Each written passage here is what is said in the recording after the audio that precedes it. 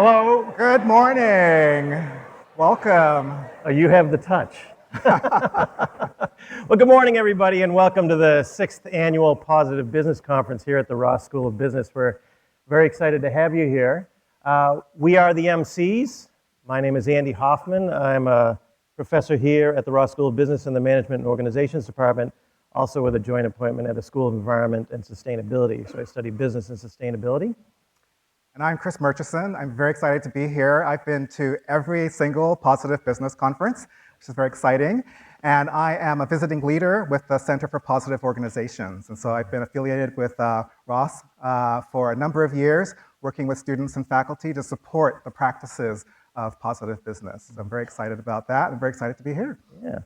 So we will guide you through the next 2 days to make this as positive an experience as it can be. It was funny, when I came in this morning, I was reminded that I knew the conference was going on, of course, but there were a whole line of cars trying to get into the garage. And they were very politely flashing their high beams to let people into the line, which is not a usual experience coming to work in the morning. So I knew something was different. But this is, again, our 6th conference, and for the 2nd year in a row, it has sold out. We have just south of 450 attendees. We're very excited about that. Some stats of who you are sitting in the audience.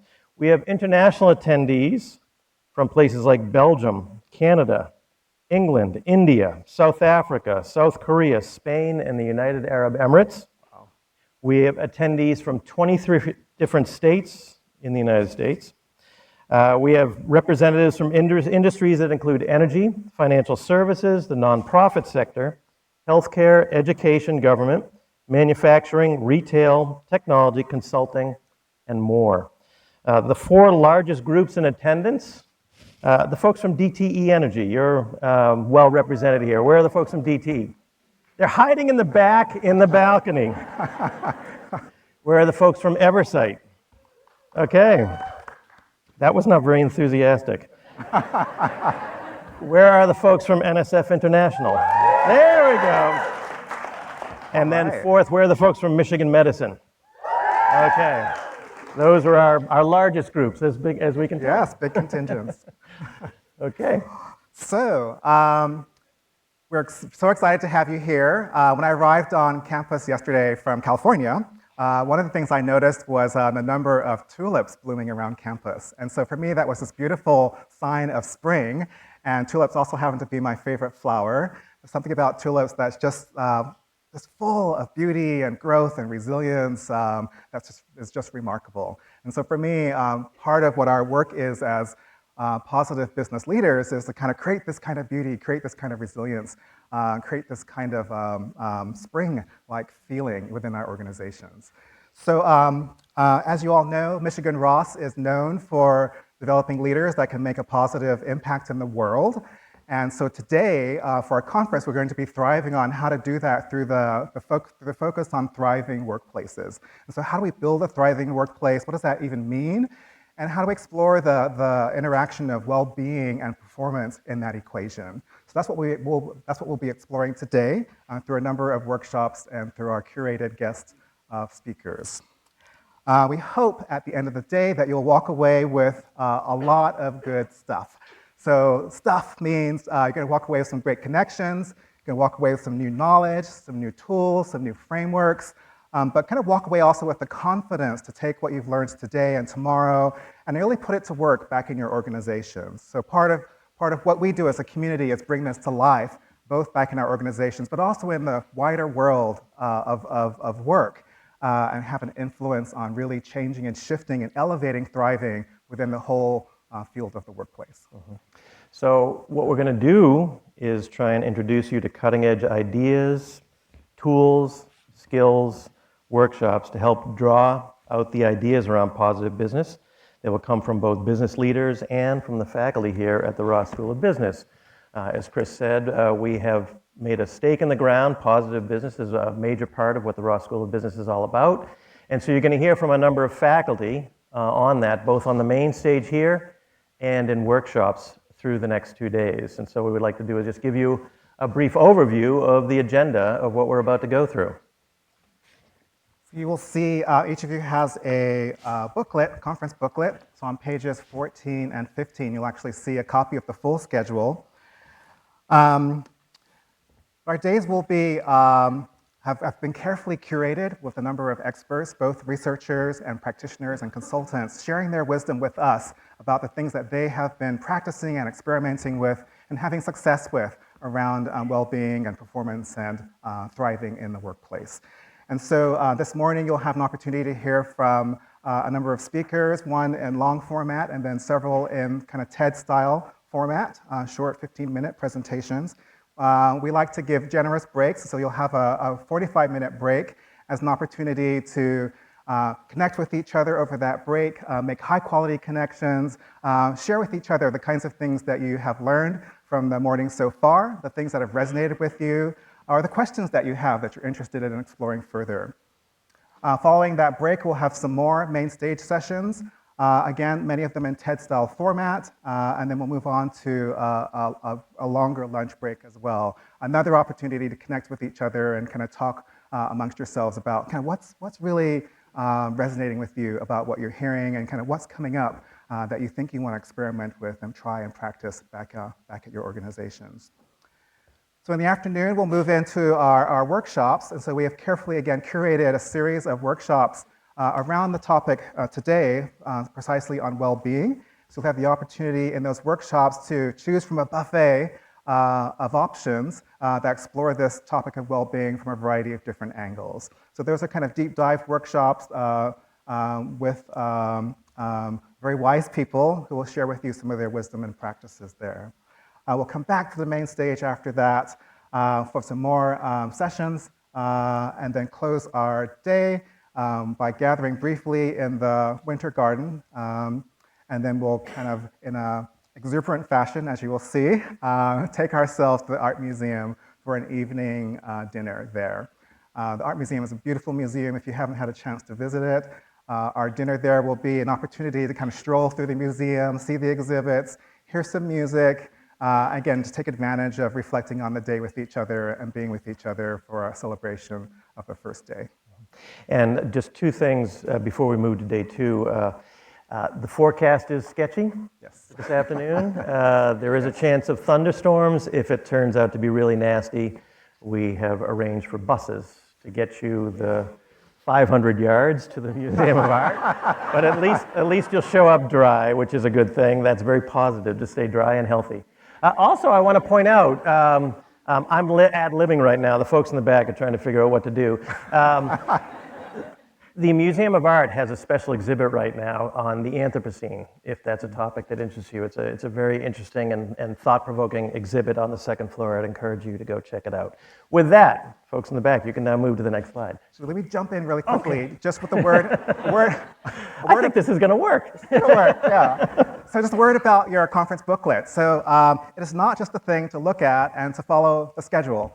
It's actually got space in it for taking notes throughout each of the days. And so I really encourage you to love your conference booklet. So it's yours, own it, draw in it, write in it, scribble in it, take notes, write down what's coming up for you, write down what questions you have, write down what thoughts you have. Really take advantage of it and use it as an opportunity to capture your experience here at the conference. Okay. So tomorrow we'll follow a somewhat similar format. We'll start at 8:30 with some more main stage sessions here in Robertson Auditorium. We'll have a half an hour refreshment break, and then we will go into workshops. I think there's 7 concurrent workshops going from 10:30 to 11:45. We'll move on to lunch in the Winter Garden, and then we'll go to main stage sessions in the afternoon, followed by a refreshment break, and then closing up with some final main stage sessions. I also want to make a call out.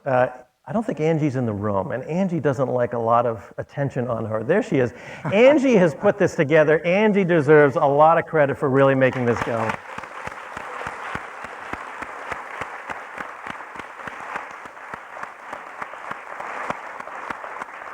I will pay for that later, I'm sure. Okay. Yeah, oftentimes we make the thank yous at the end of a conference, but we really want to disrupt that pattern and really take the opportunity to thank Angie and a whole team of people behind her that have made these 2 days possible. So thank you, thank you.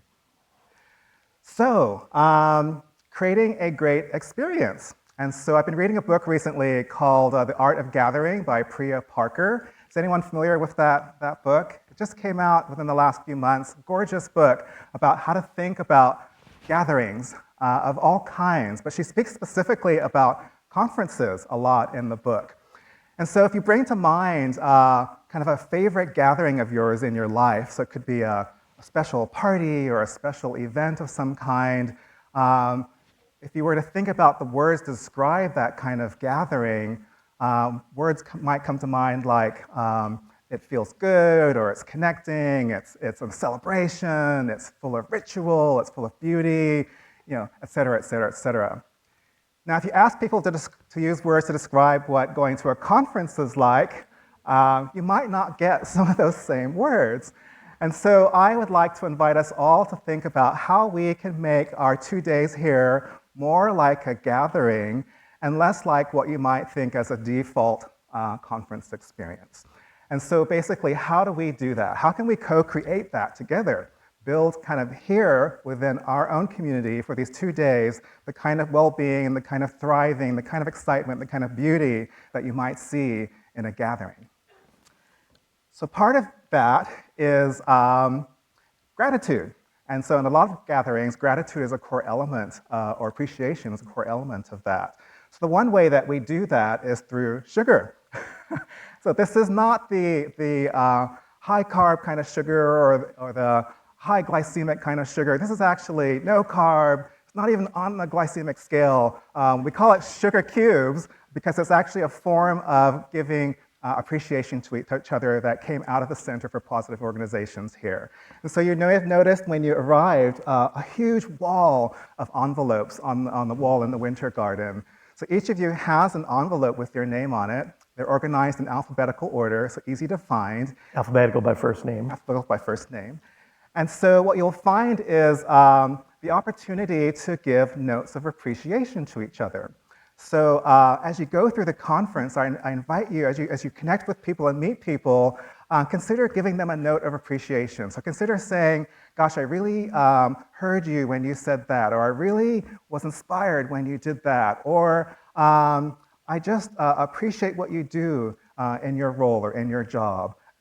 It could also be a random act of appreciation. It could just be a special quote that you love that's about thriving or about well-being or just about being a positive leader. And what if you just randomly stuck one of those cards in different people's envelopes? So that's the concept of sugar cubes. We invite you to love sugar. We invite you to give out as much sugar as you can over the course of the next 2 days. And you'll see you have little colorful pieces of paper in your envelopes. Grab those, fill them out, and make sure to kind of spread your appreciation across the conference.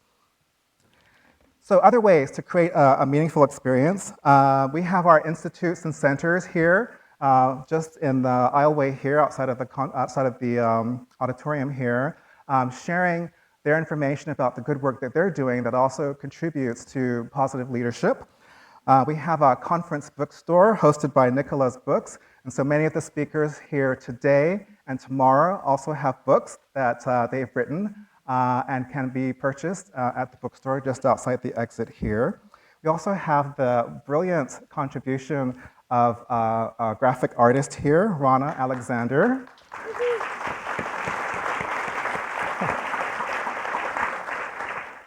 So Rana will be capturing graphically our experience over the course of our 2 days together. It's a kind of a miracle, magical skill that she has. And she'll be doing this for every session. The posters, when they're completed, will be posted out in the Winter Garden for you to take advantage of and to look at, take photographs, share on social media, et cetera. But they're really beautiful works of art capturing our gathering here today. And speaking of social media, we encourage you to take advantage of social media and share with folks around the world what you're seeing and hearing over the course of these 2 days.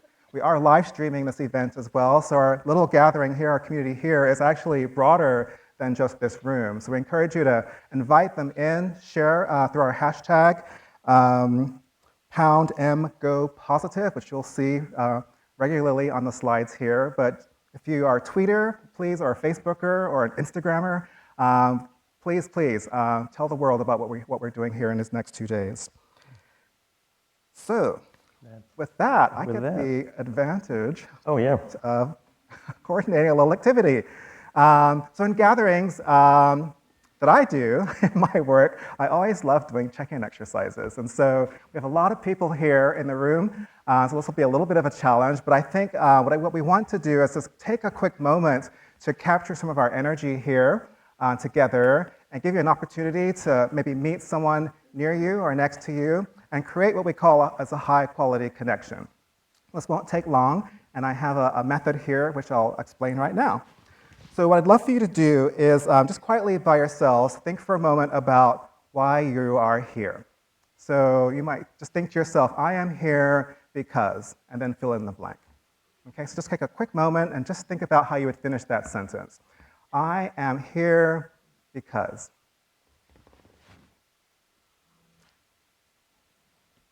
So if you could now, we're going to try to do this piece silently.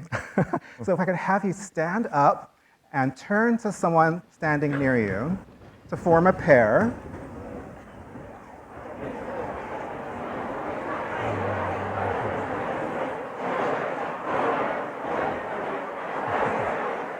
Hello.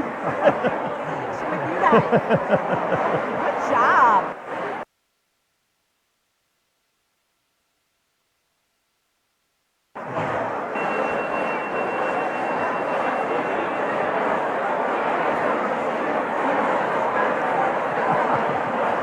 You've created a monster. You're next. Yeah, I'll introduce you in a second. Okay. So,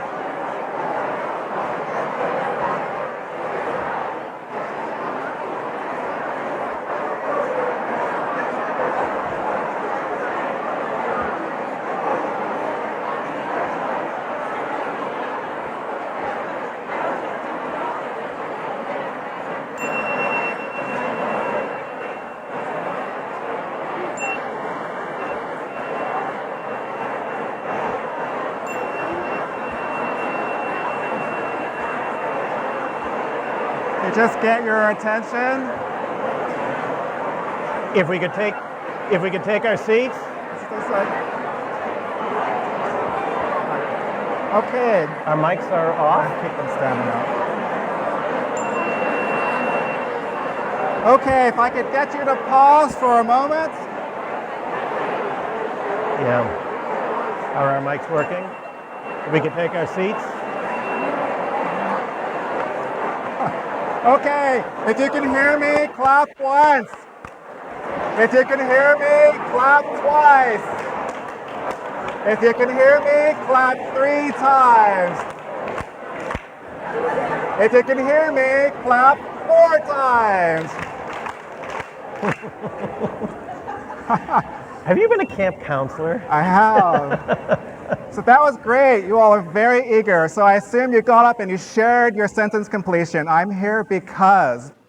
So there's a second part to this, which is I know for myself sometimes in these kinds of exercises, I may share what comes to mind immediately, or I may share something that might be a little surface level. So I actually want you to, we're going to do this again.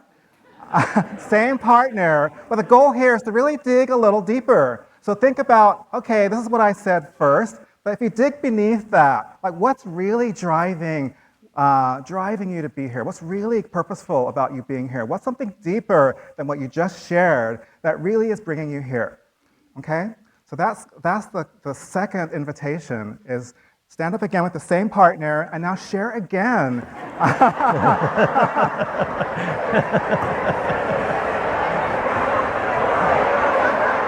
This is so easy.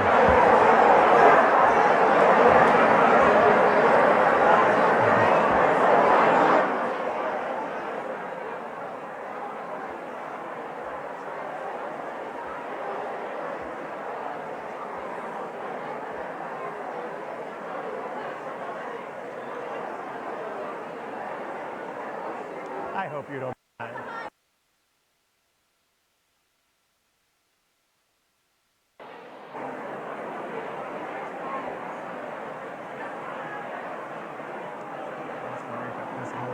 That's a lot to cover in a short amount of time. Yeah. We'll make it up.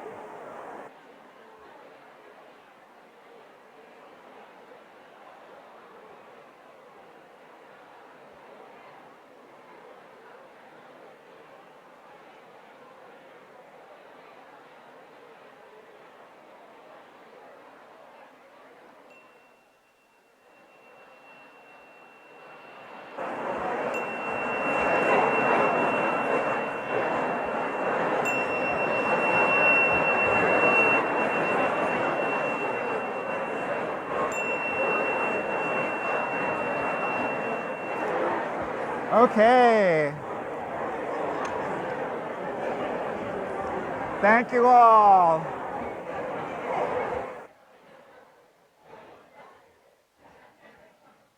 So thank you for that. Now you all know why you're here. Let's take full advantage of our 2 days together and this beautiful gathering that we're creating together. Thank you. That was so easy. You guys were so enthusiastic. It reminds me, in the early 1990s, I went to hear a speech once by Ray Anderson. If you're familiar with Ray Anderson, he was the CEO of Interface Carpet, and he really turned that company towards sustainability. He was a very leading edge groundbreaker on the topic. And I saw him give a talk in Boston one time, and the room was filled with all these men in blue power suits. There was a really corporate environment. So he began his talk by saying, I want everyone to stand up. And they all stood up. Turn to the person next to you and give them a hug. And the room just iced, but it broke the ice and it got everyone thinking, which is very, very good. But that was not a problem here. You guys were great. Okay, we're going to begin with our first speaker here on the main stage, Gretchen Spreitzer, who is a professor of management and organizations and also the interim chair of management and organizations here at the Ross School of Business, otherwise known as my boss. So if I read these cards, I'm going to be in big trouble. I better know who she is. But she's going to talk to us about creating a thriving environment in the workplace. Gretchen.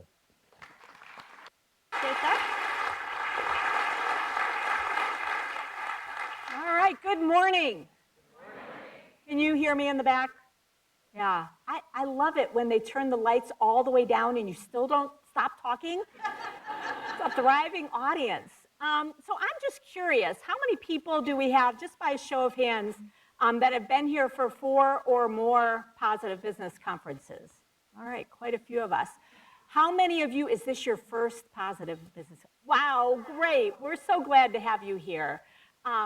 Welcome to Ross. Welcome to what I think is going to be a great set of days. And I'm always looking forward to the Positive Business Conference. But this year in particular, given the theme is around how positive business can enhance well-being and thriving. And so when I was invited to be part of the main stage, I was really excited to be able to share with you some of the science behind what it means to thrive as a human being and what it means to thrive in a work setting. So with that, given that you're at the Ross School of Business, the first thing that we are going to do is give you a pop quiz. Are you ready? All right, so we are going to use, when I teach, I like to teach in an interactive way, not just me speaking out to you. So we are going to use some polling technology this morning. So I'm going to ask you to pull out your phones. Whoops.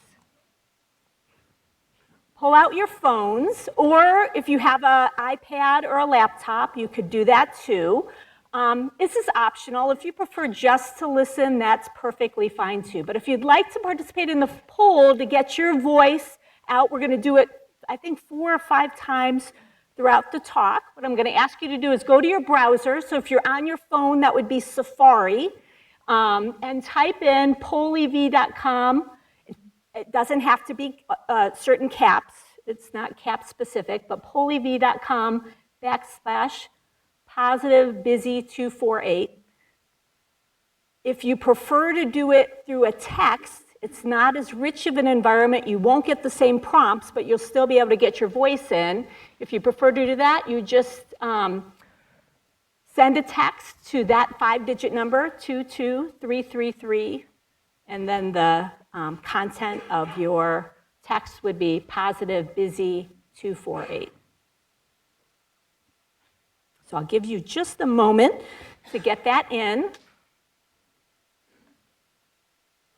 If it's not working, double check to make sure you didn't have a typo. I'm notorious. When I was testing it, I was like, this is not working. By the way, Dana, who is up in the booth, has been a huge help for me with this, but I had a typo the first time, so double check. And if we go to this next slide, you'll have a chance, some of you are already putting your answers in, to the question, what % of senior leaders are at least somewhat burned out? So this is a recent statistic about the world of senior leadership. Pardon me?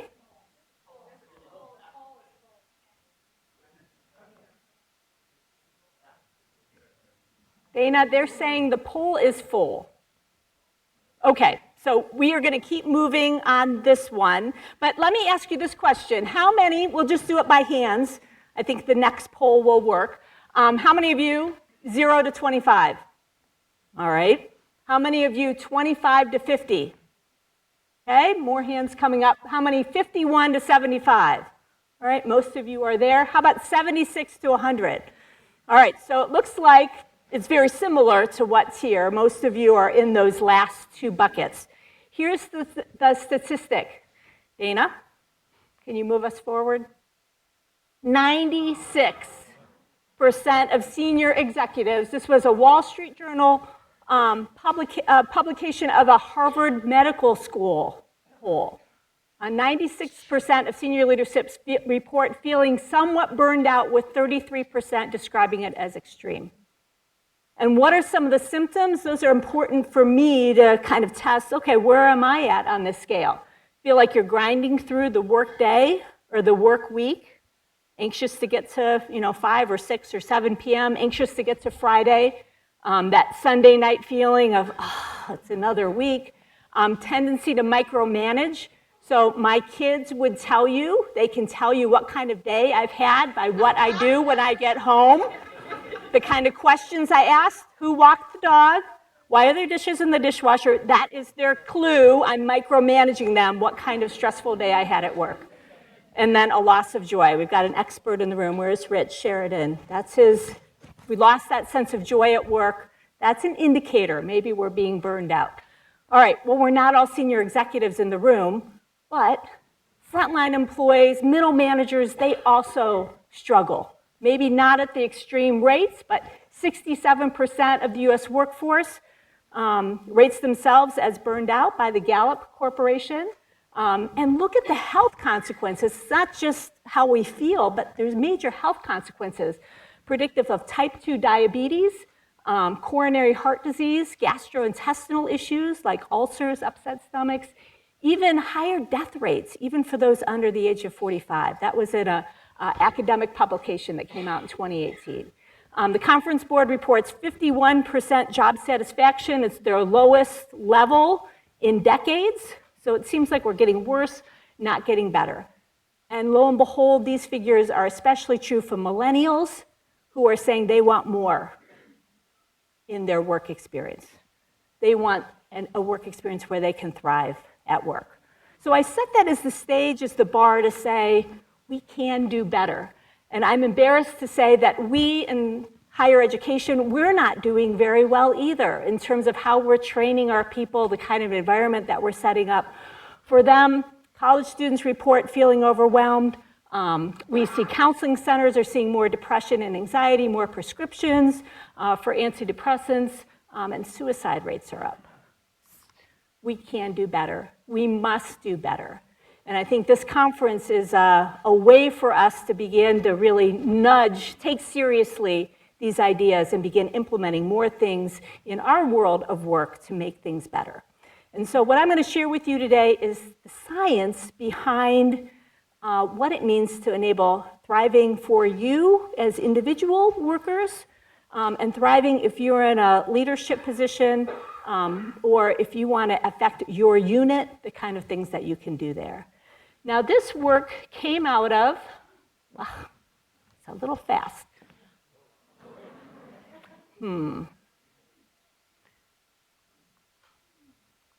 Okay, we'll stop there. This work came out of a lunch conversation about 10 years ago. It was around this time in the summer. We had just finished a busy semester, and a few of us were sitting having lunch together, not a frequent occurrence as I'd like it to be. We're having lunch together, and we're having a conversation about we love our jobs, but they're jobs that are never finished, right? There's always one more review to do. There's always another email to answer. There's a student we want to spend more time on.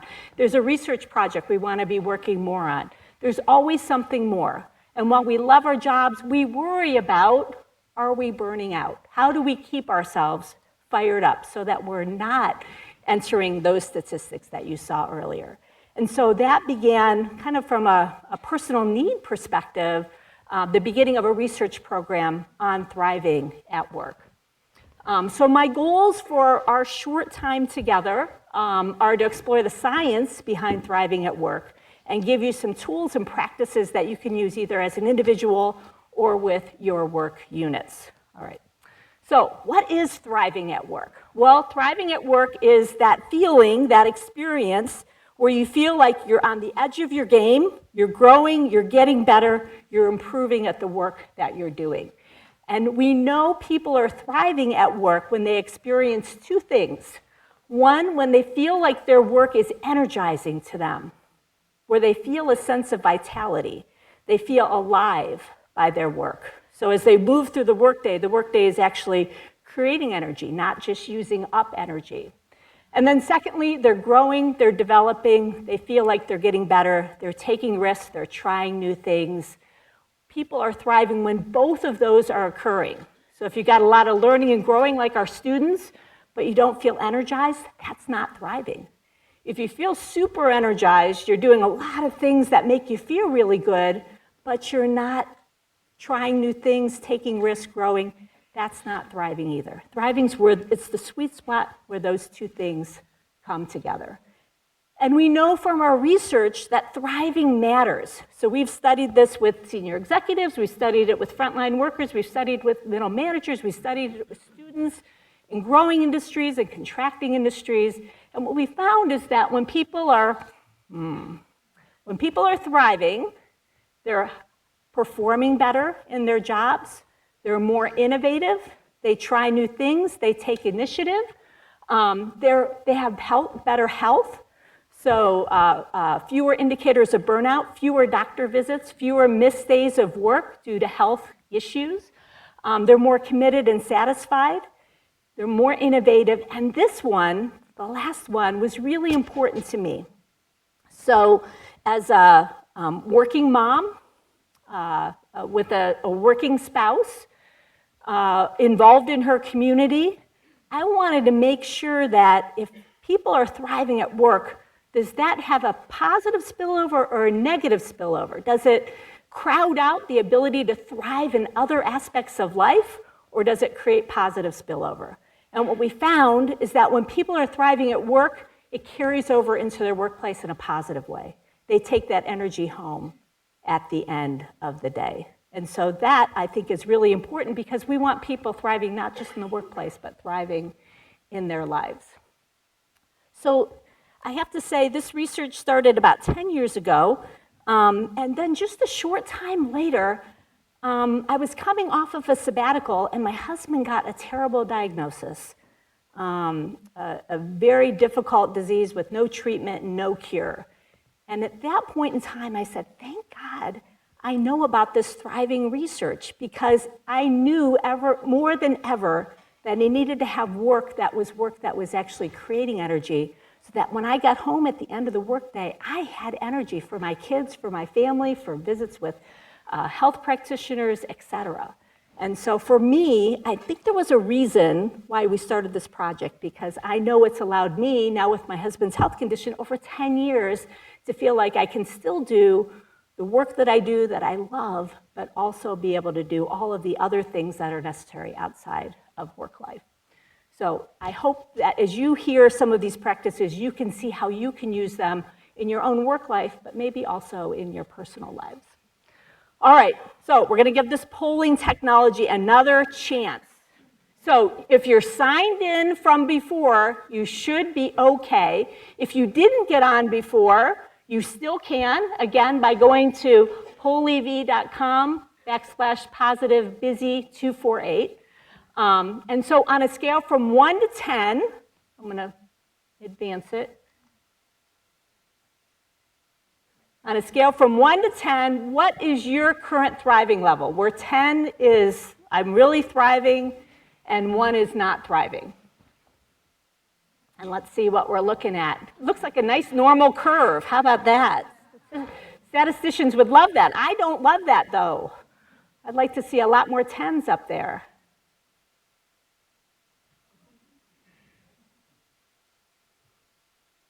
All right, so it looks like as we're continuing to add, we're keeping that normal curve there, but most of us are in that middle range.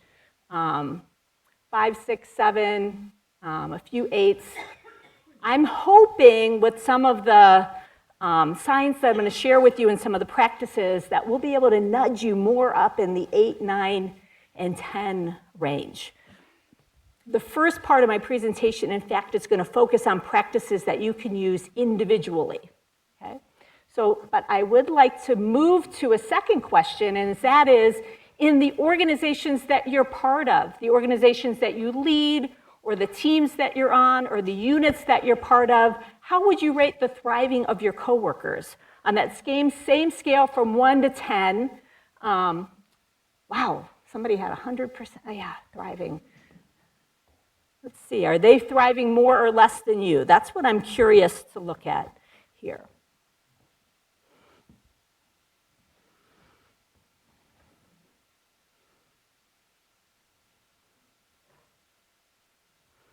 So we've got a similar curve. I see we have almost nobody in the 1s and 2s. Maybe as you're taking an average of your coworkers, that's an artifact of that. Maybe a few less on the 8s, 9s, and 10s than we saw with the others. So the second part of my presentation is going to be more focused on, for you as a leader, for you as somebody that wants to be a change agent in the work units that you're part of to help others in your unit thrive. We'll be sharing 4 practices that or 4 levers that are relevant for that.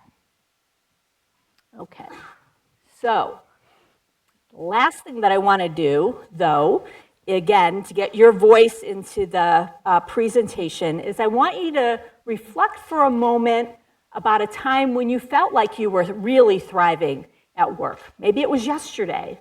Maybe it was 10 years ago when you started something new. Whenever, I want you to think about a time when you were thriving at work, and I want you to think about what was the most important thing that enabled that thriving to happen. By the way, if you, I'm looking for one-word answers here. If you put multiple words in the word cloud, they'll come up as multiple answers, right? So if I say great boss, I'm going to get great and boss coming up. All right, so let's see what's coming up here. A lot of autonomy, support, trust, safe, purpose, synergy, feeling challenged, important for growing, sleep. We're going to talk about that. That's near and dear to my heart. Grace, love that. Impact, teamwork, balance, work not being everything. Trust and support and autonomy were big from the beginning. They seem to be staying big. Empowerment, purpose, passion.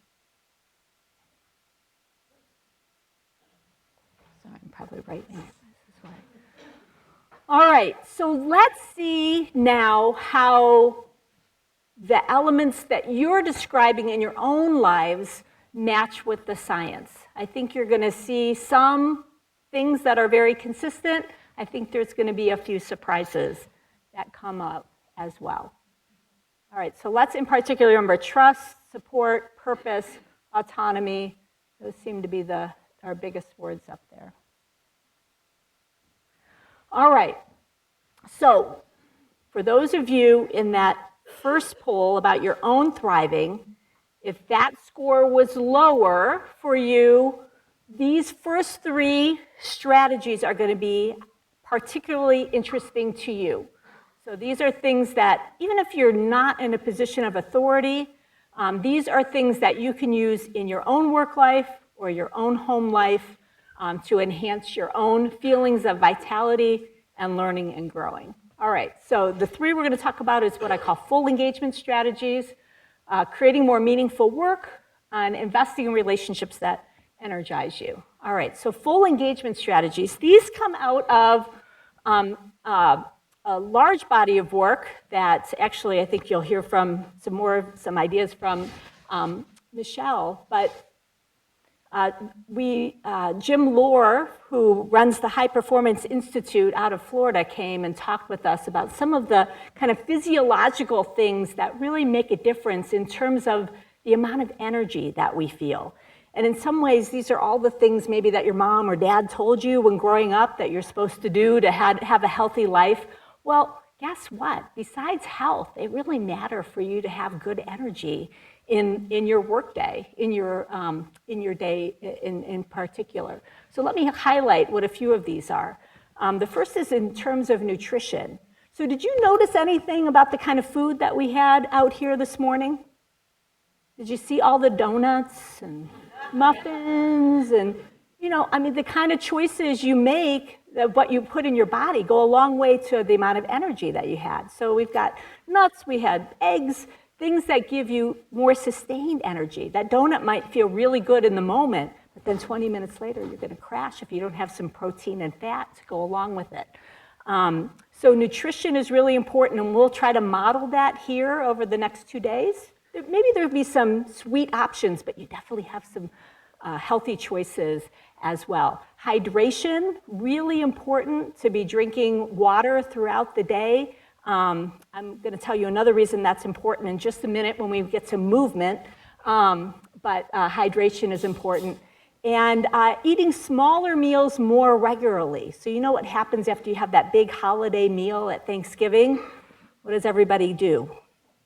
They have a food coma, right? And they go watch TV or a football game or whatever. If you eat smaller portions more throughout the day, that's a better way to have good sustained energy over time. So that's one. Think about what you're putting in your body. Is it going to be something that's going to give me sustained energy, or is it going to be something that's going to give me immediate energy and then crashing?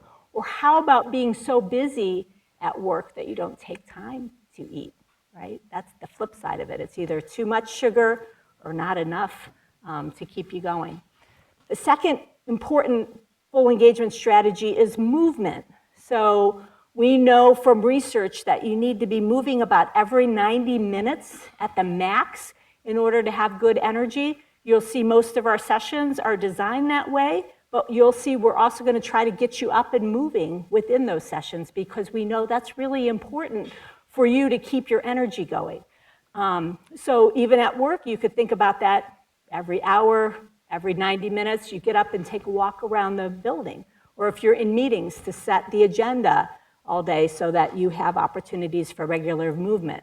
I do wear a Fitbit, and it does give me little prompts to say, hey, you haven't moved for the last hour. I'm also in an office where the lights go off if you don't move often enough, so that's like another signal, maybe from the dean's office, to get up and keep moving. I also have a stand-up desk, and I find that helps with energy too. I don't always remember to use it, but it's actually really nice in that it does get you moving better. All right, sleep. So my kids call me the sleep Nazi because I'm always getting on their case about getting enough sleep. So we know, and the body of research just continues to grow, the importance of sleep.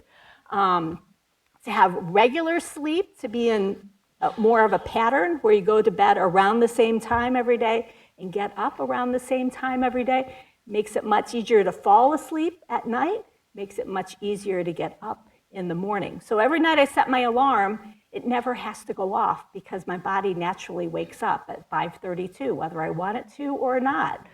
And then the issue of screen time. So if you're doing something very invigorating right before you go to bed, playing Candy Crush or on Instagram, and it's going to be very hard then to relax to go to sleep. And of course, that blue light is also a stimulant that comes off your phone or your iPad, makes it hard to fall asleep as well. So I'm such an advocate of sleep. I want to show you a few statistics that have come out in the last few years about sleep. In terms of health, if you're not getting on average 7 to 8 hours of sleep a night, weakened immune system, higher risk of heart disease, cancers, aging skin, for those of us who are getting more wrinkles, that could be important. More impulsive actions, unhealthy eating, greater risk of diabetes, reduced sex drive, more prone to depression and loneliness. And then in terms of performance at work, some pretty powerful statistics. Reduced short-term and long-term memory. So for those of you that are like me, where it's getting harder to remember people's names or facts and figures, that I notice a difference on the days where I'm not getting good sleep. Slower reaction time, more probability for accidents if you're in a safety kind of culture. People are less focused. Look on days where you don't get enough sleep, how much more time maybe you're spending on social media or doing other things that are kind of distracted activities rather than focused activities. More incivility. We're not as nice to each other. We don't care for each other as much because we're more self-focused when we're not getting a good night's sleep, and more likely to behave unethically.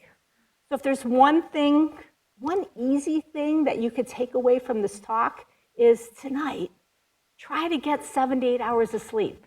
Now you might be one of those persons that says, I really don't need much sleep. We've got people like that. A lot of CEOs say they're like that.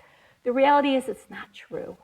They would be so much better if they got more sleep. They've been able to cope with getting less sleep. The statistics show that on average about 3% of people are genetically programmed not to need a lot of sleep. It's a very small number of people. All right, so that's one set of strategies, full engagement strategies: nutrition, movement. What was the third one? Sleep. Thank you. Almost forgot. All right, the second strategy is about finding more meaning in your work, finding more purpose in your work. This has been a key theme in other positive business conferences, but I want you to reflect just for a moment about the parts of your work that you feel are most purposeful, or the parts that give you more meaning. Just take a moment, maybe jot down a few words in your notebook. The parts of your job isn't going to be completely all meaningful, but parts of it, there are going to be points that are. So take a minute, reflect on one or two of what those are.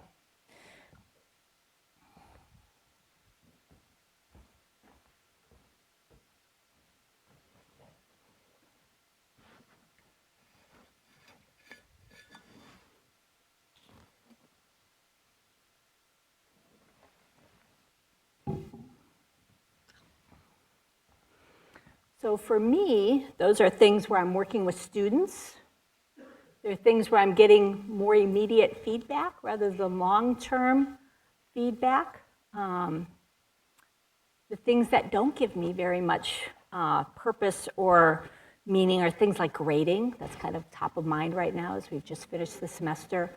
Or doing reviews, because you don't get feedback in the short term about how that worked. For me to create more meaning in doing reviews, I've started thinking that every paper that I get that I'm reviewing, I'm thinking it's for a brand new assistant professor, and this is the first paper they've submitted. And I want to be encouraging them to take this idea and grow it. Even if I'm rejecting, even if I feel like the paper needs to be rejected, I know the person, or I pretend, I imagine that this review is going to make a real difference to them because it's the first review they're ever getting. Are any of you having trouble thinking about how work is meaningful to you? Oh, that's amazing. So when I do this exercise with executives or my MBA or undergraduate students, I usually get 25% or 30% of the hands go up. People are thinking, I just can't think about how to make my work meaningful. Let me share a story with you. I was with for part of yesterday, I was with our Center for Positive Organizations Consortium meeting. And one of the speakers, panelists for that, was a woman by the name of Molly White. Molly White is a director of patient experience at Michigan Medicine. So her job is in the health system to try to make sure that if you go in there for, a hip replacement, or you go in there for a organ transplant, or you go in there for have a baby, that you go in and you have a great clinical experience, but you also have a great experience as a patient, where you come away feeling like you were well cared for. So they've been trying to improve those scores. They're great at the U of M around the clinical experience. They always want to keep getting better on the patient experience. So over the last year, they've been shadowing different health practitioners at Michigan Medicine, doctors, nurses, physical therapists, the whole gamut, to see which roles are most impactful for the patient experience. Which job do you think they found to be most, not the clinical experience, the curing part, but the patient experience? What role do you think they found to be most impactful? Just give me some. Nurse? Physical therapist? Receptionist? You're getting closer. Foods? You're getting even closer. Custodian. Custodian. They call them environmental service specialists, I think. And it matches what Jane Dutton and Amy Wisniewski found in some of their research about the role that the custodian can play.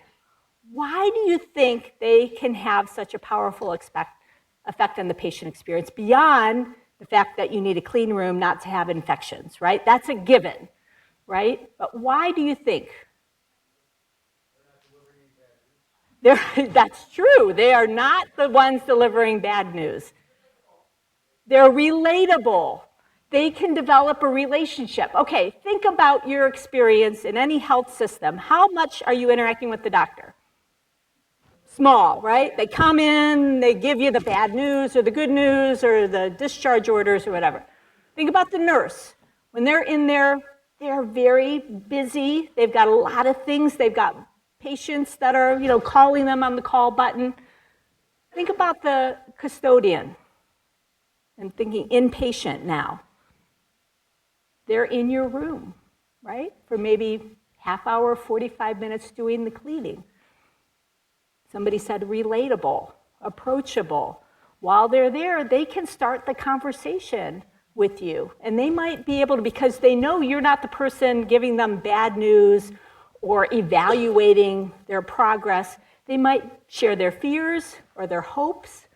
Molly told me the story about it's through the custodial staff that they learned that somebody's daughter's getting married in 2 weeks and the person's really nervous whether they're going to be able to walk their daughter down the aisle, or to find out that they're a master gardener and they really want, when they get out, to be able to bend down after their hip surgery and still work in their garden. So I thought that was really powerful. If custodians can be the most impactful role in a hospital setting, then we should all be able to find meaning in the work that we do. All right, so that's the second full engagement strategy. The third one is investing in relationships that matter to you. So you all know who the black clouds are in your workplace, right? The people who suck the energy out of you. I'll tell you, I did a short video clip a few years ago through Ross about, the title was How to Deal with Jerks at Work. It was the most clicked on video they had in like 3 years, right? Everybody needs to know how to deal with jerks, right?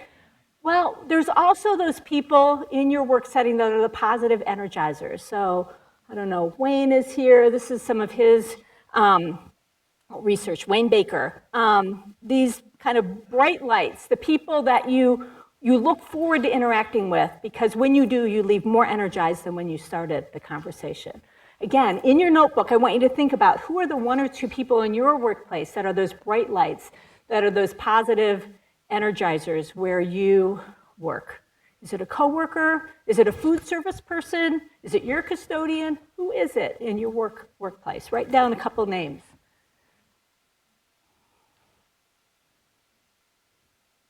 Now I want you to think about how could you try to spend more time with that person in a given week? Is there a project you could do together? In fact, that lunch I told you about, where this thriving research got started, that was a lunch where we were talking, again in the summer, about how could we work more together because we like each other and we haven't worked together before. So is there a way to spend more time with that person? And then when you do have to deal with those jerks at work or those black clouds, can you make sure that on that same day you have a chance to interact with that person that's your bright light? So you kind of, somebody had the word balance up there, create some balance between, you can't always get rid of the jerks, but we can try to create a positive energy for us when we have to. Okay, so you got the 3 levers: full engagement strategies, meaning at work, and then investing in relationships that energize you. Okay, now I want to shift gears and have you think about 2 questions. What are you already doing within these 3 buckets, or maybe it's something else, to enable your own thriving? And then secondly, what could you do more to thrive? Is there something here that interests you, that you're curious to maybe try and do? So take 1 minute and reflect individually. What are you already doing that maybe you could do more of? And then secondly, what could you add to your repertoire to enable more thriving at work?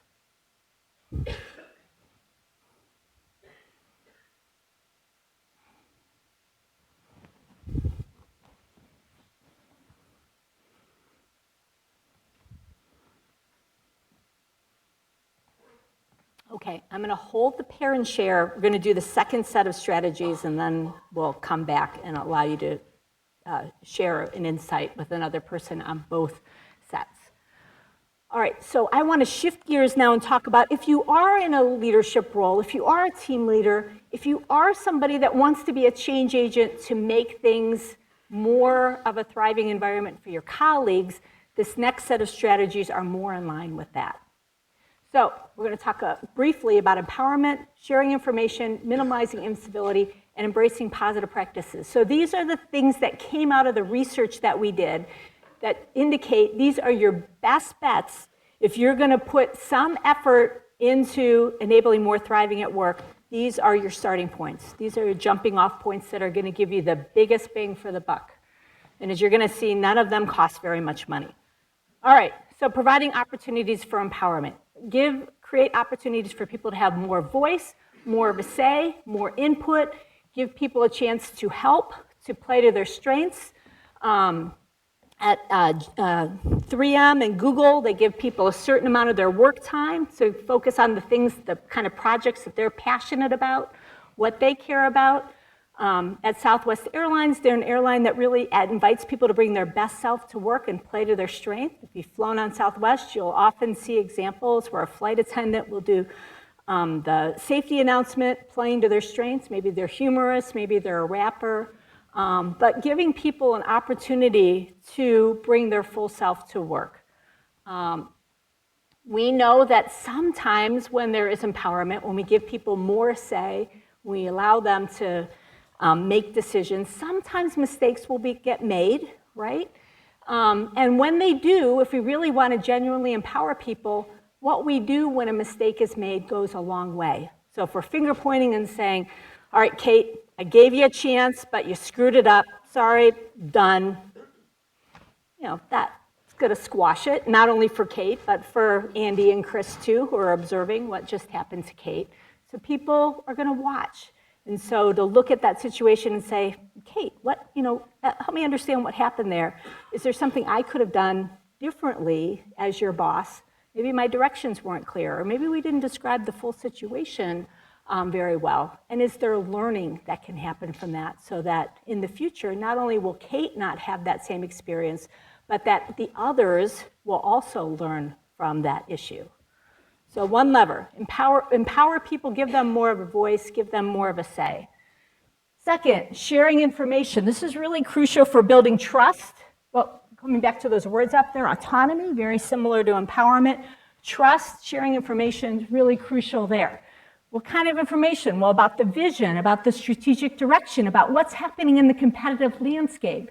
So a few years ago, we got a brand new dean.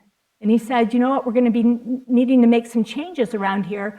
Why? Because the business landscape is changing. He shared a lot of strategic information with us. Fewer people are taking the GMAT. Fewer international students are coming.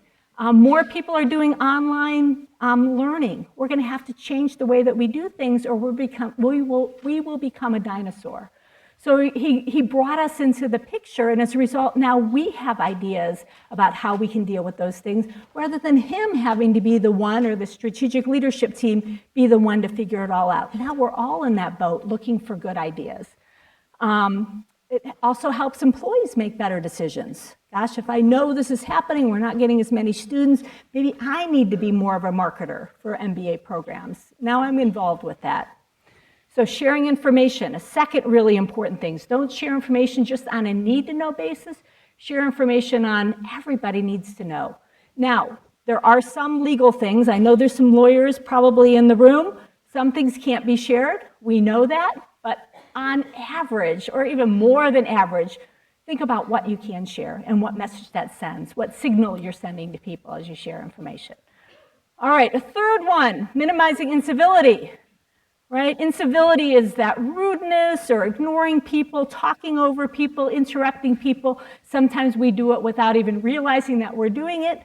Sometimes when we see other people were doing it, we're like, wow, does he know he just, insulted somebody? Or, wow, did she really say that? That felt really offensive. We don't always know whether the person meant to or not, but regardless, the reaction is real, right? If somebody treats us poorly. So we want to reduce that incivility. And by the way, more than half of US workers say that they see incivility on an everyday basis, right? Maybe it's customers, maybe it's patients, maybe it's coworkers, but that's just unacceptable. And we know, like with lack of sleep, that incivility has real impact on people. It affects the concentration and errors. Think about how much we ruminate. Gosh, he said that. That was really offensive. Now I'm not thinking about what I need to be thinking about. I'm rehashing that interaction in my head. Depletes energy, reduces discretionary effort, makes me less likely to take risks in the future, and increases propensity for aggression. And it's more likely to happen in virtual work, right? Because now we don't have the body language, right? When somebody says something or writes something, I can't now see, is it a joke? Or was he or she sorry after she said it? So we don't have any of those signals to help us understand what's happening. All right, the last set of things that I want to share with you are a set of positive practices that have been developed through our center. So our staff at the center have used these, and I think they've really helped create a thriving environment. And I think what's really neat is they're self-developed, they're empowered it's not something where Chris White or the center faculty director has said, this is how we're doing things. They're things that the staff have come up with that make it a more pleasant, more thriving place to work. And I think they're things you can use at work, but also at home. So you already know about our sugar cubes. Well, we have those over in our center, and we use those. And the students have cubes, staff have cubes, faculty have cubes, and we don't always see each other in person, but we can leave feedback and appreciations and gratitude there. Also, the color really brightens up the place, right? We're on a low budget, we're a lean organization. Might have not expensive art, but we've got these really cool looking sugar cubes. Second, we do something called roll and sew introductions. So of course we're gonna say, the person up here is Katie Trevathan. Katie is our communications director for the Center for Positive Organizations. And we would, if we were introducing her, we would share her credentials. But we'd go beyond that, and we'd also help people understand who she is as a person. We'd humanize Katie a little bit. We'd say, gosh, Katie just 2 weeks ago had a baby girl. Her name is Hattie. She's adorable. And you might not know that Katie is a very competitive runner. She does these trail races all over Michigan. And so people now know Katie, not only for her professional role, but who she is more as a person. Another practice that we have is we try, again, with a low budget, to have furnishings that are healthy, so the standing desk or the ball. We have bright colored walls, inexpensive ways to make it feel like a thriving environment so that when visitors come in, they can feel that it feels really different than the rest of the university. And while pets are not allowed, dogs, cats, anything that causes an allergy, we have a special person over our center. Her name is Rosa. She's a tortoise, and you wouldn't believe how much love that Rosa can give. And as a result, Rosa has become really the mascot for our center and our Plus Lab. She's on much of our swag, but most importantly, she's there to welcome you whether you've had a good day or a bad day. Rosa's there to give you a smile. All right, a couple energizing rituals. We start meetings with celebrations or good news. We know that creates positive energy, and that allows those meetings to run better, for people to build off each other's ideas in different ways than if we start off with everybody happens to come in the room after a difficult phone call with somebody or worrying about something else. We all start more on the same page of being in a better moment. We end meetings with shout outs of gratitude, whether that person's in the room or something else that happened over the course of the week. We use walking meetings wherever appropriate. That gets our movement in, but we also find, especially when you're dealing with something that might be a little difficult or touchy, touchy isn't the right word, a difficult subject, when you're walking together in the same direction and facing each other in a more adversarial way, it's kind of easier to talk through those kind of things. And then the healthy food, kind of going back to that other full engagement strategy. So without heroic efforts, you see very few of these have high costs. A lot of them are quite easy to get started on. Together, they create a virtuous cycle. But what I would suggest is pick one or two as a way to get started. So we have just a couple minute or so left. What I'd like you to do is think about, you saw the first set of individual strategies.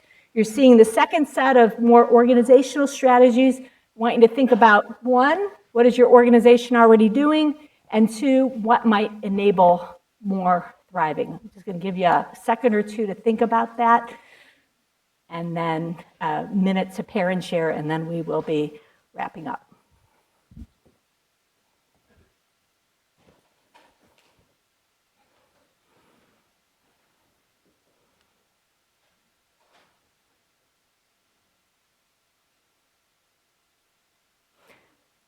So we have about a minute remaining. If you want to talk with a person sitting next to you, if you want to use this as a chance for just a moment of movement by standing up to talk to that person. But what's something you're taking away from this talk that you might be willing to try, or something that you already do that you think the other person would benefit from learning from? So just a quick minute.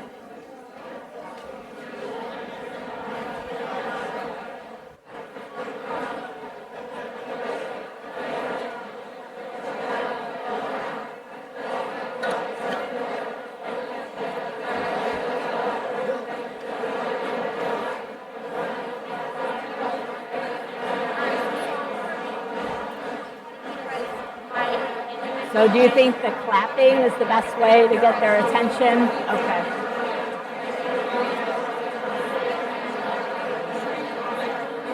I'm going to pull them back in just 30 seconds. Are we okay? I mean, yeah. Oh. Thank you.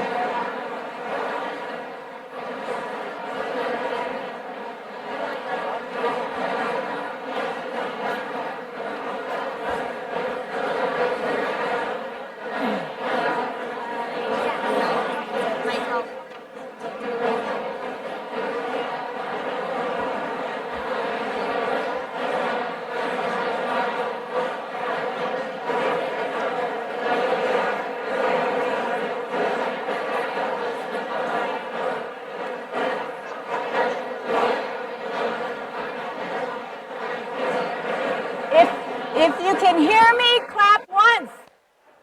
If you can hear me, clap twice. Help me. If you hear me, clap 3 times. If you hear me, clap 4 times. If you hear me, clap 5 times. All right. Well, I hope this gave you a grounding in some of the science behind thriving at work. I hope there's some takeaways for you whether it's your personal life or your professional life. And I'm so looking forward to being with you over these next 2 days. Thank you very much.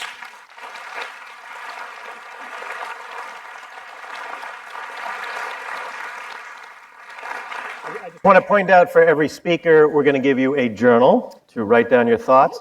But also, every speaker you're going to notice is going to get a take-home water bottle. We're trying to eliminate single-use plastic, and it's one step in that direction. So thank you very much, Gretchen. Thank you. Okay. I am thrilled to introduce our next speaker, who I've actually known for a number of years. And I know that the topic he's about to present on is squarely in line with how to think about thriving as a leader and thriving within our organizations. So when we think about our lives as leaders, as Gretchen pointed out with the statistic, that 98% of leaders report that they're feeling burnt out or on the road to burnout. And so in that, many of us are just very, very, very busy. And we don't often take the opportunity to press the pause button and slow down and give ourselves the moment to reflect and to think and to breathe and to allow our creativity and our genius to come forward. And so Rob's actually going to talk to us about what it means to press the pause button and what it means to actually try doing nothing as a practice. And so Rob, please join us from the stage. Thank you, Chris. Thank you so much.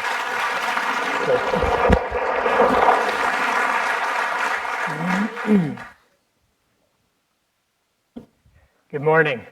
Good morning. By show of hands, how many of you lead busy and sometimes stressful lives? What's going on? Every time I ask that question, every hand in the room goes up. It's crazy. I can't keep up with it personally. I don't know about you guys. What I'd like to do today is actually start us off with a mindfulness exercise called Busy Schedules. Let's see if I can get this going here. I bet you it's this one. Yep. All right, cool. So, sorry about this. Here we go. Okay. So what I'd like to ask you to do is follow my instructions, but keeping in mind the entire time, be physically comfortable. So that's the priority in all of this, okay? Don't worry. It's not going to be like staring at us. Okay. So if I could have you, if you're comfortable, sit forward in your chairs without your with your back off the back of your chairs. Supporting yourself here. And again, if that's not comfortable, feel free to just keep your back on the back of your chairs. And now rest your hands gently on your legs and bring your attention to your feet, firmly planted on the ground, the earth. And bring your attention to the sensation and the feeling of your feet. It might be the first time you're consciously feeling your feet today. And bring your attention to your hands resting gently on your legs. And now your posture. And with your posture just sitting upright, but not too rigid and not too soft, kind of in a dignified manner. And tilt your chin down slightly and your gaze forward. And if you're comfortable closing your eyes, that would be great. Many people choose to do that. But if you're not, just look forward with a fuzzy gaze.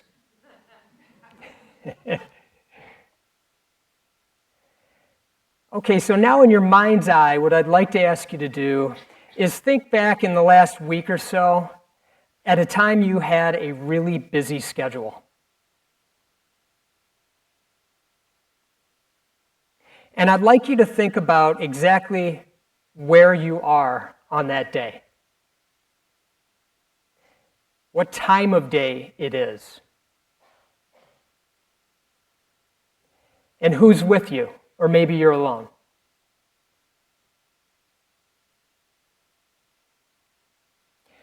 Okay, now with that picture in your mind, start to tap into some of the emotions that you're feeling during this day with the busy schedule. Maybe you're happy, sad, anxious, calm, energetic.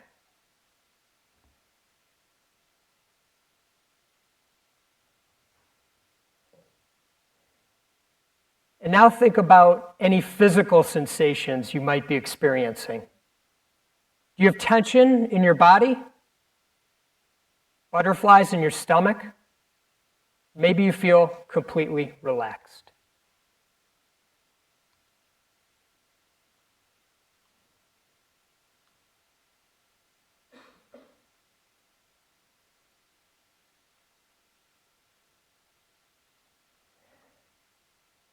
Okay, now bring your attention back to your body and begin to open your eyes and reorient yourself with the room, with the people around you, the energy around you. Okay, so I'm going to need your help here. What were some of the emotions you were feeling? You could just shout them out. Anxiety? Number one. Grateful. Awesome. Tired? Good one. Frustration? Excellent. Yep. Overwhelmed? Yep. How about any physical sensations you might have had? I didn't hear it, but it sounded funny. Sluggish. Headache. Tense. Yes. Okay. This is a great, we could go on. Maybe we'll just do the whole time with this. This is a great exercise when you have a busy schedule, if you're embarking on a busy day, if you're in the middle of a busy day or at the end of a busy day, you can check in and think about, how am I feeling emotionally? It doesn't take long. We just did it in like a minute. How am I feeling physically? And why this is important is because there's this really cool time. It's a moment between stimulus and response. And in that moment, we get to choose our reaction. And we want that reaction to be positive. We're at the Positive Business Conference, right? We want it to be positive.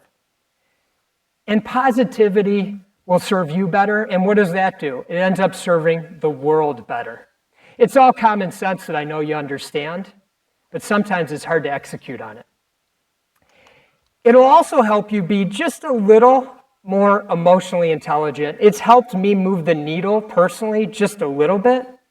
Now, Daniel Goleman wrote a book called Emotional Intelligence, and he defines it as being self-aware, being able to self-manage, and being able to empathize, and then bringing that all together in a package that serves us, serves you, so you can better serve the world. One way that I continue to try to move the needle with emotional intelligence is by having a daily practice of literally just sitting in a chair and breathing in and breathing out. Some people call it meditating. I do too. But I also learned the benefits of going on silent retreats for an extended period of time, for up to 7 to 10 days. And I started doing this about twice a year for the last number of years. If I'm starting to lose you, please come back. It's okay. Open your mind. Beginner's mind, beginner's mind. I wouldn't be sharing this with you if I didn't think there was something to it. I know it might not be for all of you, but it might be for some of you. So a friend of mine asked me once, what do you do when you go on these retreats? Sit around and do nothing? Well, not quite. So let me explain exactly what happens on the retreats that I have gone on. First of all, they are teacher-led, and they're based on a program called Mindfulness-Based Stress Reduction, which has been around and used around the world successfully for 40 years. It doesn't just teach you how to manage stress. Actually, it teaches you a lot of really simple tools on how to manage life, how to show up better. During the retreat, there's a few rules of thumb. There's no talking. It's a silent retreat. There's no reading. There's no writing. And even eye contact is discouraged. But at the end of the day, you're there on your own accord. You can do what suits you best. So that's an important thing to remember. What do we do on retreat? Yes, we do sit and meditate, but not the whole time. It's about 20 to 30 minutes at a time. But we also learn and practice mindful walking, mindful movement, and mindful eating. We slow down. Everybody's going so fast, we're so busy. It's this unique time where we get to slow down and tap into ourselves again. And that helps us serve the world just a little bit better. Some people ask me, well, what are some of the insights that you get when you go on a retreat? There's too many to list, quite frankly. But one of my favorites for me is learning to let go. Letting go of the past, which I can't change, and letting go of the future, which I can't control, even though I like to think I can. I swear, I think I can. I think I can. All this, again, helping us to move the needle to be just a little bit more emotionally intelligent. And then we show up better in our lives. But what about as leaders? I think it served my company, Image One, well. We've been recognized for our culture. We're humbled and we're proud about that. But more than anything, I'm proud that we treat our team members with genuine care. The totality of their lives. Isn't that just how it should be in business? I'm preaching to the choir at this group, aren't I? All right, so let's finish up today with another mindfulness exercise. It's called Just Like Me. So as we did before, I'd like to ask you, if you're comfortable, to sit forward on your chairs. Yes, we're going to do it again. Sorry. Okay, and resting your hands gently on your legs and bringing your attention to your feet. The sensation and the feeling of your feet firmly planted on the ground. And the attention on your hands, resting gently on your legs. And your posture sitting upright, not too rigid and not too soft, dignified. Chin down slightly. Eyes gaze forward, blurry gaze, fuzzy gaze, or if you choose, close your eyes. That's what I choose to do. And now just focusing in on your breath. You're just going to breathe normally in through your nose, following your breath down into your midsection, following your breath back up and out through your nose. Just breathing normally.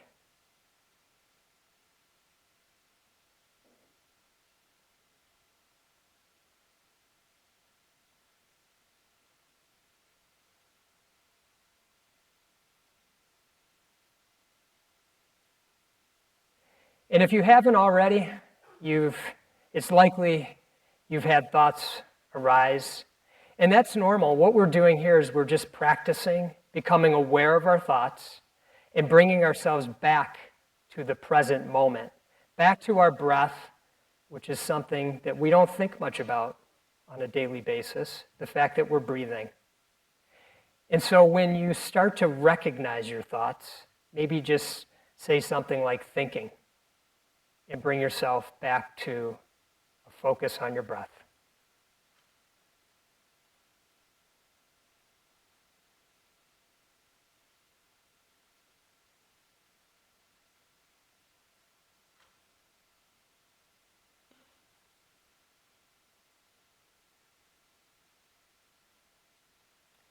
And now in your mind's eye, I'd like you to picture a mirror. And I'd like you to gaze into that mirror and see yourself. This is hard sometimes for people, taking care of themselves first. We're so used to taking care of everybody else first.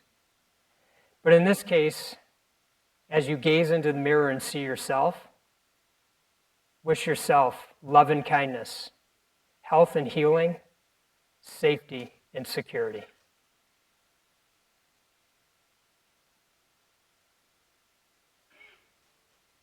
And now in your mind's eye, getting a picture of somebody who loves you unconditionally in this world. And getting a good picture of that person and wishing them love and kindness, health and healing, and safety and security.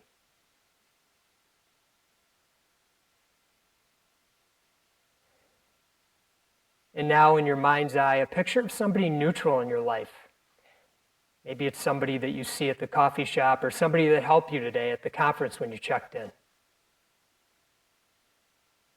Wishing them love and kindness, health and healing, safety and security.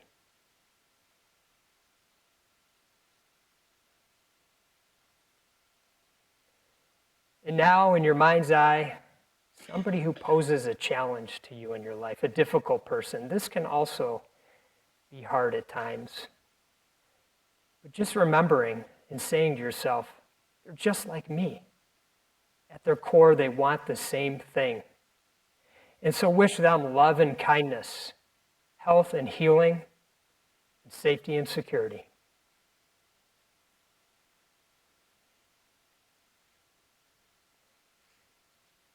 And now, just for a moment, if you could just imagine yourself going up above the earth and looking down at the billions and billions and billions of people going about their busy lives, their busy schedules.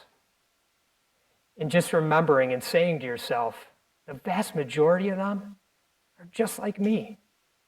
And so wish them love and kindness, health and healing, and safety and security.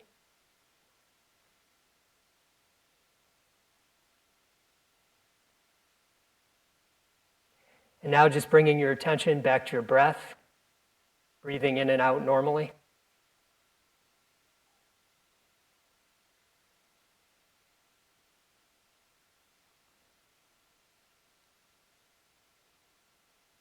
Now you can bring your attention back to your body, opening your eyes, becoming aware of the room, reorienting yourself, the people around you, the energy around you. All right, you guys did it. You took a couple minutes today to do nothing. I'm really proud of you. You're really good at it. I wish you all the best for the conference. I'm really grateful that I was invited to come here today, so thank you for that, and thank you for your attention and allowing me to take you through these exercises today. Maybe there's a nugget in there for you at some point. So all the best with the conference, and I wish you all much love. Thank you.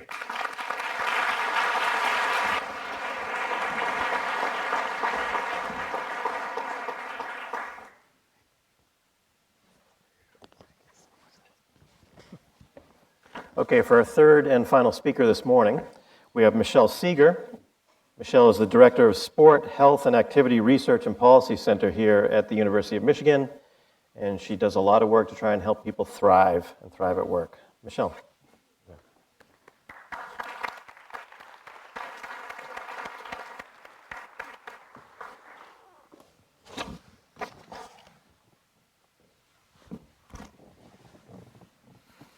I think I picked up the wrong one. There we go. In 1994, I had an epiphany that would direct the rest of my career. I was getting my first master's degree in kinesiology, and I was conducting my master's thesis. We were looking to see if cancer survivors who exercised would reduce depressive and anxiety symptoms compared to a group that didn't. We collected data before they exercised and after they exercised, and we did this as a randomized controlled trial. And we found what we were looking for, that the group that exercised did do better. But part of our study design was to call everyone back about 3 months after the study had ended, give them the surveys again, and just talk about exercising. And I distinctly remember the groups of participants sitting around talking about exercise, laughing, smiling. This was my first real study. So I was very excited, and I thought to myself, we didn't just do good research. We've actually helped people in real life. But I was wrong. Because what we discovered was that almost everyone had stopped exercising when our study had ended 3 months before. And I was shocked, and I didn't understand why. And so I asked people, why did you stop exercising? When you were talking about it, I saw you smiling and laughing, and it sounded like you enjoyed doing it, that you knew what it was good for. And they said, oh, Michelle, do you have the whole day to tell you why? I have jobs. I have families. I'm helping to take care of my aging parents, and I have this and that and the other. And what became very clear to me in that moment was that these people had not stopped exercising because they were cancer survivors. They had stopped exercising simply because they were busy adults living their lives. But I thought, if people who have faced a life-threatening illness don't feel comfortable with or the skills to prioritize their own self-care, then we have a real problem in society. And I'm one of these fortunate people who had a light bulb moment where I realized this is my problem and I'm going to solve it.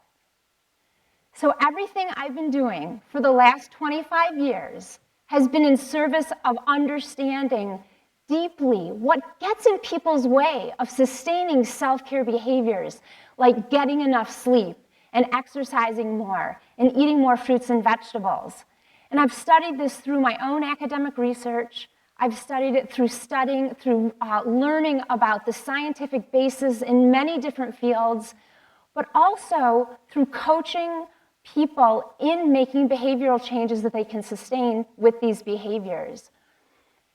And what I'm going to share with you today is a piece of what I've learned over this time. I'm going to share with you the power of the why in framing a lifestyle change in a way that determines the rest of the behavioral pathway, whether people stay motivated to stick with it or whether they don't. To do this, I want to tell you about my client, Sam. He called me about 6 years ago. Sam is just a regular kind of person.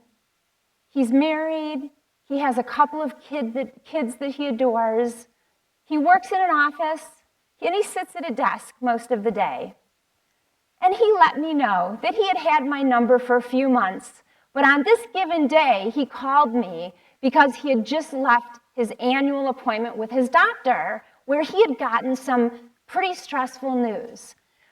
In addition to being chided for the numerous year in a row where he continued to gain weight, his doctor told him that he had entered the realm of prediabetes, and that if he didn't turn it around really quickly, things were going to get really bad in all areas of his life. Sam was really stressed out, and he said to me, Michelle, you got to help me. I've got to lose weight. I've got to figure out how to turn this around. Sam started with what I call the wrong why.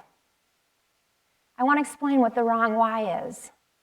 The wrong why is starting a lifestyle change like physical activity with a focus on weight loss, better health, better numbers, avoiding a dreaded disease 20 years from now, things that are abstract and clinical. And it's not that there's anything terrible about these reasons for change or whys, because most of us start with them. It's that when we initiate a lifestyle change with this why, it turns it into a chore. This never stops us from beginning, but when we begin to adopt this new behavior, it feels like a should. And we do it for a while, but eventually most people fail.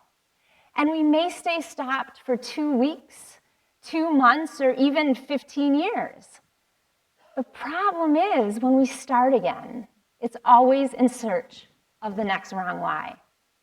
And this is the vicious cycle of failure, and it's founded in the idea that when we approach a behavior change, we start it with this desire for a future health outcome. It's no one's fault that this is what we do. It's just the way our field has evolved. It's the way the behavior change field has evolved in society. So you might be wondering, well, how do we help Sam get out of this cycle? Well, we need to go back to my first session with him. During this session, I had taken his history, the ways he had tried to exercise, his weight loss attempts, his approaches to dietary change.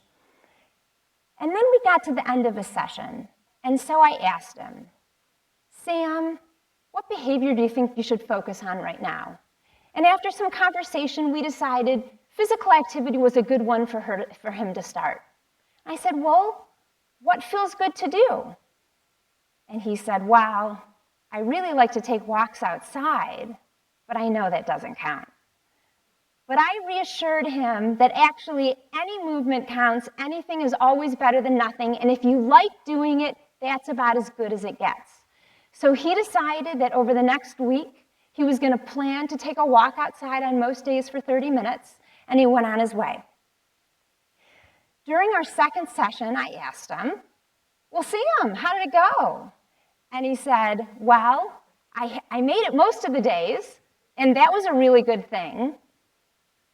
And I asked him, how did you feel when you took your walk? And he smiled, and he said, I felt great.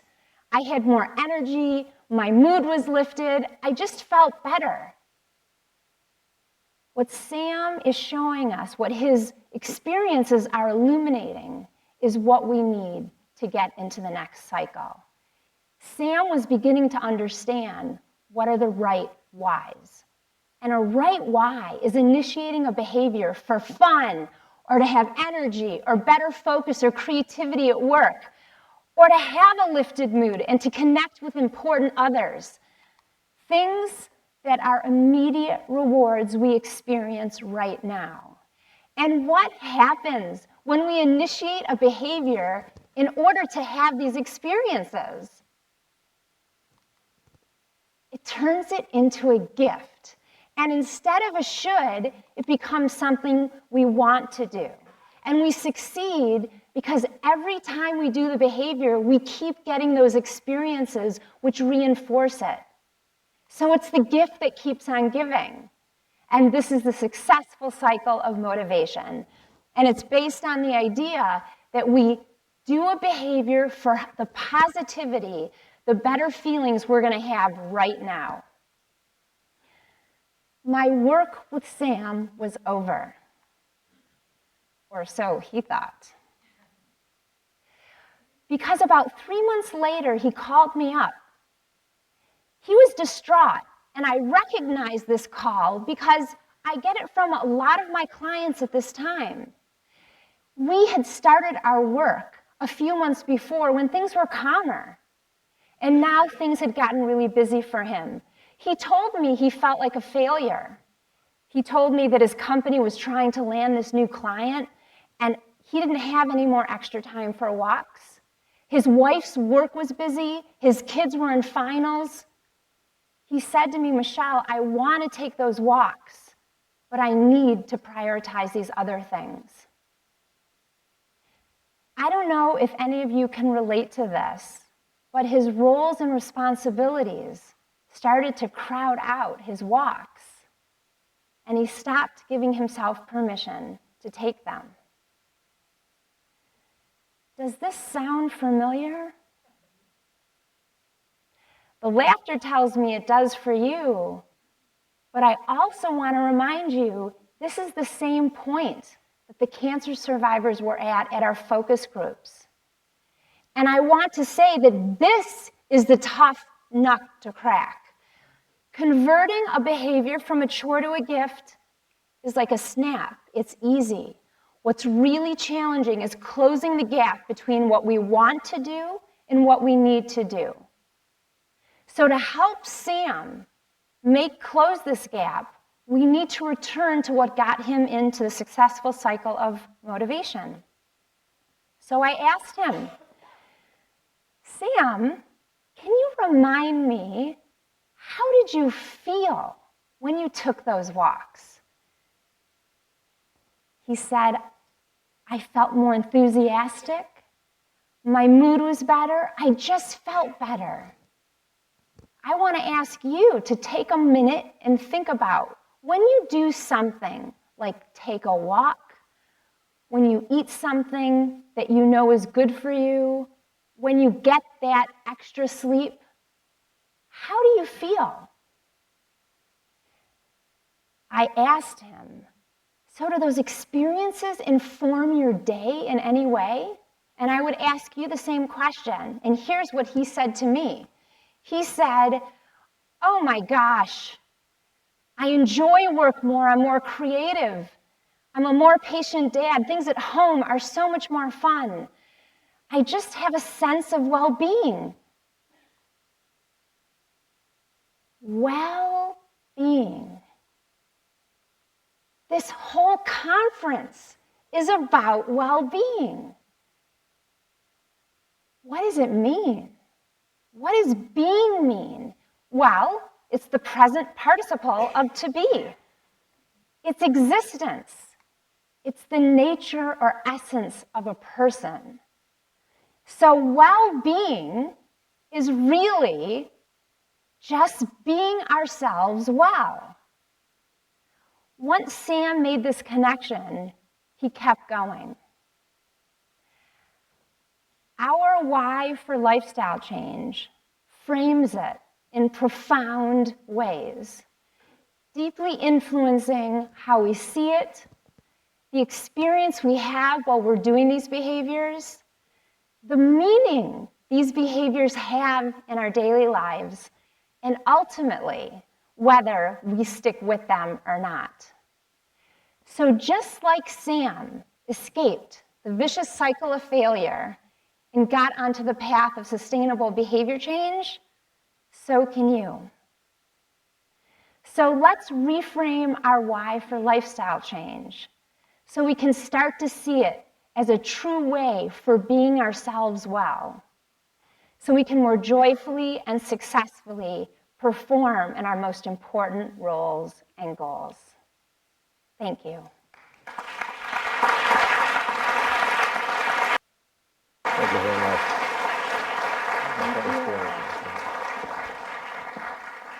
Okay, from here, we're going to take a break. We have food outside. We will watch what you eat. Make sure you eat healthy. Take walks. Take a nap if you need it. Please be back in the room at 11:15. We will reconvene.